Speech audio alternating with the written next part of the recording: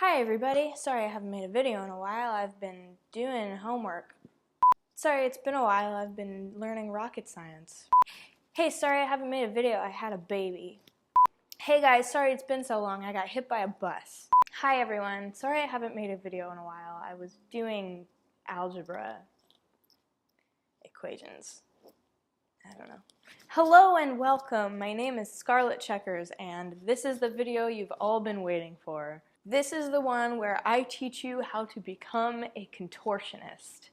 You know I can't actually do that, right? I have been asked a bazillion times to make this video, and I'll be damned if I'm not going to give the people what they demand. This might end up being more like a series rather than a one-time video, because being a contortionist is not a simple endeavor. There is no secret trick that makes it easy once you learn it. It's a very difficult process and it never really gets much easier. It hurts a lot more than you might think, and if you don't have a lot of natural flexibility, it's going to take a lot more time and effort. Also, the younger you start, the better. I didn't start until I was 18, so I was way behind the game from the very beginning. Luckily, I do have a lot of natural flexibility, which comes from the disorder that I have called Ehlers-Danlos syndrome. And if you are not familiar with it, you can learn about it in my previous videos. Let me mention a few contortion myths. 1. You cannot be a contortionist if you are not naturally flexible. Wrong! You can. It's just going to take a ton more time and effort, like I mentioned. 2. Do you have to be double jointed to be a contortionist? Double jointed isn't really a thing. No one has more joints than another person. Usually when someone says double jointed, they just mean somebody with loose joints, such as myself. So no, you do not have to be double jointed, and you do not have to dislocate anything unless you want to, and it happens naturally for you. 3. Is it true that guys cannot be contortionists? Of course you can! Some of the greatest contortionists I know are dudes. It really just has to do with your body and what you decide to do with it. So I cannot give you specific instructions because everybody is different and everybody's body is different also. So it would require me to assess everyone's body individually, and that's just not possible. So what I can do is give you tips. If all you want to do is get more flexible, then forgive my straightforwardness, but like stretch. That's pretty much it. Drink water, eat potassium, stretch. It's not a big magnificent secret, you just have to do it, and do it regularly. And don't stop doing it, because if you stop, you're going to lose the flexibility that you gained. So if you're really serious about actually becoming a performing contortionist, I will try my best to help you toward that goal. Now, being a performer is a lot more than just the physical ability. It has a lot to do with networking and the business aspect of it, but I'm assuming that you want to probably start with the physical part, so we'll do that. Your 3 main things that you want to focus on in contortion are strength, flexibility, obviously, and balance. So the first thing you want to do is assess your own body and see which of these things you are pretty good at and which of these things you desperately need to work on. For me, obviously, I have the flexibility.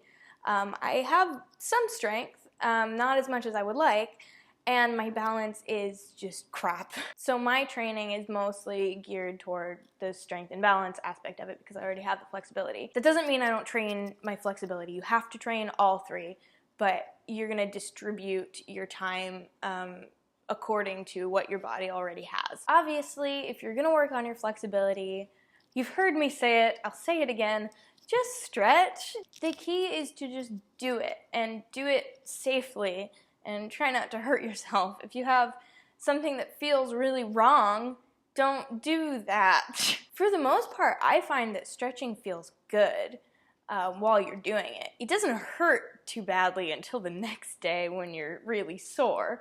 And if you're not sore the next day, you probably didn't stretch enough. The same goes for strength. When I'm strength training, it hurts the most the next day. And that brings up an interesting point. Strength and flexibility actually counter each other. So if you're strong, chances are your body's probably a little bit too tight.